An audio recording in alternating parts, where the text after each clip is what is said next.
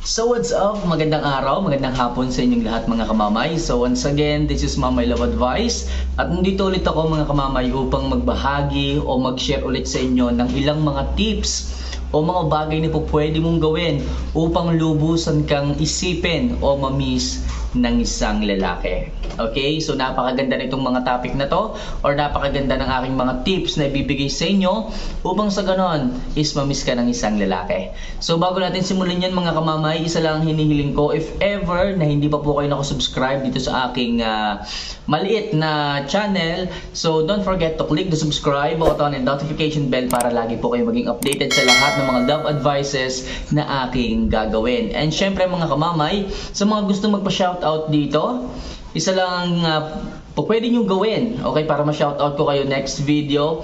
Subscribe nyo lang po yung isa nating channel pa. So ang pangalan ng ating isang channel is Home of Love Advice. So nag-upload rin po ako dyan ng mga love advices na kagaya nito mga kamamay, para sa ganon mas maraming mga tips and videos ang ating maitulong sa ating mga subscribers dito. Okay, ulitin ko, paki-subscribe lang po ng ating isa pang channel, Home of Love Advice. Yan po ang pangalan ng ating isang channel, para sa ganon mas marami pa tayong mai-shoutout and mas marami pa tayong mga videos na ma-share sa inyo upang makatulong sa inyong mga buhay pag-ibig. Kung nakapag-subscribe na rin kayo doon, maraming salamat at baka ikaw na susunod ko na i-shoutout. Okay, magko-comment kayo sa video doon para makita ko ang pangalan nyo at maisulat ko. Alright? So ngayon nga, huwag natin masyadong patagalin. So ano nga ba yung mga bagay na kailangan mong gawin upang lalo kang mamiss ng isang lalaki?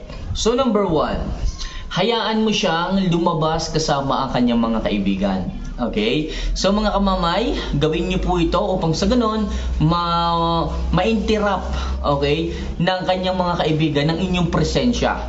Okay? Hayaan niyo po. Kung siya is aalis, kung siya is lalabas ng bahay, for example, magbabasketball siya, magko-computer siya, magdodota, mag-ML siya kasama kanyang mga kaibigan, hayaan niyo po. Maluwag niyo po siyang payagan. Okay? Na gawin yung kanyang mga bagay na makapagpapasaya sa kanyang sarili. Okay? Bakit po? Kasi po mga kamamay, the more na hinahayaan mo siya sa kanyang mga gustong gawin, the more na tataas yung pagkamiss ng isang lalaki sa'yo. Bakit? Kasi yung attention niya mapopokus doon sa kanyang gustong gawin. At pag siya naman ang nanawa doon sa kanyang ginagawa, for example, natapos na yung kanyang ginagawa, tapos na mag-basketball, tapos na mag-ML, ngayon, hahanapin niya yung presensya mo. Hahanapin niya yung mga pangungulit mo. Okay? Kaya minsan mahalaga din na makipagkulitan ka sa kanya, okay? Makipaglambingan ka sa kanya, kapag ka magkasama kayo, para kapag ka dumating yung mga sitwasyong ganito na nabaling naman yung attention niya sa ibang mga bagay, wag lang sa babae, sa ibang bagay kagaya ng mga activities na ganyan, mamimiss ka niya. And syempre kapag ka pinayagan mo siya nakasama ang kanyang mga kaibigan, wag na wag kang mangungulit. Wag mo laging tatawagan, wag mo laging i-text na pauwiin na ganyan, 'di ba? So hayaan mo lang siya at hayaan mo rin na siya mismo ang mag-message sa iyo. Darating ang panahon, darating ang araw, darating ang oras na tatawagan ka niya. Sabihin niya, babe, anong ginagawa mo? Namimiss na kita, hindi ka kasi nagchat-chat. So yun yung mga bagay na sasabihin sa'yo ng isang lalaki once na hinayaan mo siya na makisama, okay, sa kanyang mga kaibigan.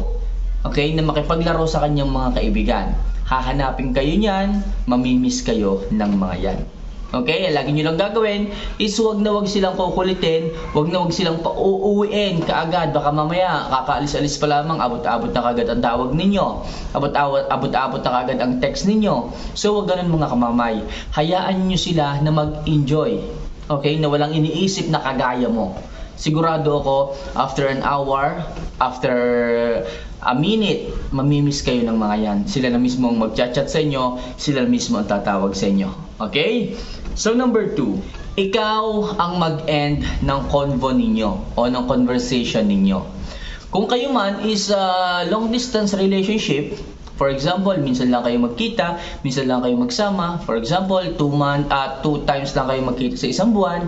So ang gawin mo dyan, gawa kayo ng mga quality time na magkasama. Okay? So kasi pag dumating yung time na magkahiwalay na ulit kayo, pwedeng ibalik nyo yung mga usapang ganun. Okay, nung magkasama kayo, ganito, ganyan, namimiss nyo na yung ganito, ganyan. So kapag maganda na yung usapan ninyo, ikaw ang magtapos ng conversation. Okay? So kapag kasi ikaw yung nagtapos ng conversation, for example nga, nag-uusap kayo, huwag mong replyan yung kanyang huling chat. Okay? Kung meron siyang importanteng ginagawa, huwag mo kaagad siyang replyan. So ngayon, mag-iisip yan. Kasi tinapos mo yung conversation na nakahang up yung kanyang katanungan. So ngayon, iisipin ka niya, bakit kaya to hindi nag-reply? Ano kayang ginawa nito? May nasabi ba akong hindi maganda sa kanya? So yun yung mga bagay na iisipin ng isang lalaki at mapapatanong siya sa kanyang sarili. Kapag ka bigla mong tinapos ang conversation na nakahang ang kanyang katanungan. So napakarami mag-overthink ang isang lalaki kapag ka ganyan. And make sure kapag ka nag-reply ka, ready ka sa tamang paliwanag na ibibigay mo sa kanya kung bakit hindi ka nag-reply, kung bakit ang tagal mong nawala bago ka nagbigay ng reply sa kanya. So sa ganyang paraan, masisigurado natin na mamimiss ka ng isang lalaki kasi nga nakahang up ang kanyang katanungan, kasi nga tinapos mo or ikaw ang nagtapos ng inyong conversation. Okay? So next, hayaan mong mag-invest siya sa'yo. Okay, pag sinabing invest, hayaan mong mag-google siya. It's either material, it's either bagay, it's either nararamdaman.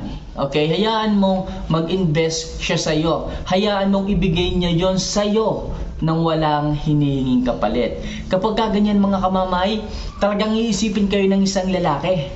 Kapag palagi siyang nagbibigay ng oras sa inyo, lagi kang sinasamahan sa mga lakad ninyo, sa mga lakad mo, especially kung palagi kang sinasamahan, nagpipresenta siya sa mga lakad mo, so investment ang tawag dyan. Kung palagi kang binibigyan ng relo, kung palagi kang binibigyan ng damit, na kung anumang material na bagay, investment ang tawag dyan. So para ma-miss ka ng isang lalaki, yung tipong ang dami niya na lang nai-invest sa'yo, ang dami na niyang naibigay sa'yo, tapos bigla kang hindi magpaparamdam, tapos bigla kang mawawala. So sigurado ako, ikot ang kanyang paningin kapag kaganyan. Hindi niya alam ang gagawin kapag biglang hindi ka nag-chat, hindi ka nag-reply. And make sure mga kamamay, kapag maraming nai-invest sa inyo ang isang tao, talagang hahanap-hanapin kayo, ayaw nilang mawala kayo ni segundo sa kanilang mga mata. So madalas iisipin kayo ng mga taong ganyan. Right? So next, tagalan mong sagutin ang kanyang tawag o ang kanyang chats. Okay? So huwag niyong ipahalata na naghihintay kayo sa kanyang message. Huwag niyong ipahalata na naghihintay kayo sa kanilang tawag. Kasi kapag ganyan, hindi kayo mamimiss o iisipin ng isang tao o ng isang lalaki. Kasi nga, ang bilis niyong mag-reply, ang bilis niyong sumagot ng tawag. Iisipin nila na talaga naghihintay kayo sa kanilang mga message. Pero kung gagawin niyo na hindi agad ito sagutin, siguro makakatatlo hanggang 5 tawag muna sila, miss call, bago niyo sagutin, talagang mag-iisip at mag-iisip yan habang tumatawag sila. Tumatawag sila sa unang beses, sa unang attempt, hindi ka sumasagot, doon pa lang nag-iisip na. Ano kayang ginagawa nitong babae na to? Ano kayang pinagkakaabala nitong babae na to? Siguro, ganito na naman ang ginagawa nito. Yan yung mga bagay na itatanong ng isang lalaki kapag matagal kang sumagot sa kanyang tawag. Sa inyong text, kapag matagal din kayong nag-seen at nag-reply, ganyan din ang iisipin ng isang lalaki. Kaya kung ako sa inyo mga kamamay, gawin nyo lang yung ilang mga tips na yan paminsan-minsan para ma-miss o isipin ka ng isang lalaki. Alright? So next, sikapin mong maging sexy. Mga kamamay, alam naman natin, kapag ang isang babae ay sexy, talagang mag-iisip ka o mag-iisip ang isang lalaki kung ano ang ginagawa nito palagi, sinong kasama nito palagi. Kasi ayaw namin na magkaroon ng isang taong laging kasama ang babaeng ganito. Kasi sexy siya maganda ang katawan. Possible marami ang magkagusto sa kanya, marami ang mahulog ang loob sa kanya, kaya iniiwasan namin hanggat maaari na walang ibang lalaking lumalapit sa inyo. Kasi possible, hindi natin masasabi, lalo na kung LDR kayo. Ang isang lalaki ay talagang magsiselos, maghahanap ng oras sa inyo palagi at iisipin kayo. Kung sobrang sexy ninyo, maganda ang katawan ninyo, lalo na kung meron kayong itsura, lalo na kung maputi kayo, lalo na kung maganda kayong babae. So talagang iisipin at iisipin kayo ng isang lalaki, lalong-lalo na kung LDR kayo nito. Kaya kung gusto niyo na mamiss kayo ng isang lalaki, sikapin ninyong maging sexy, maging physically fit sa mata ng inyong mga minamahal. At talaga sigurado akong mamimiss kayo ng mga lalaking ganyan.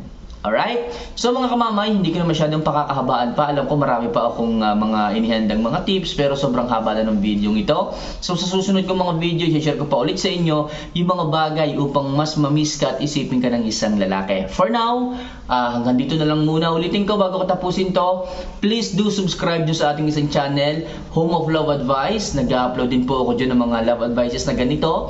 And syempre mag-comment din po kayo kung gusto nyo magpa-shoutout doon sa video natin doon, para ma-shoutout ko kayo next video natin dito. Alright, so salamat mga kamamay sa mga walang sawang nanonood, sa mga walang sawang sumusuporta. So mahal ko po kayong lahat mga kamamay. Hanggang sa muli, see you for our next vlog. Paalam.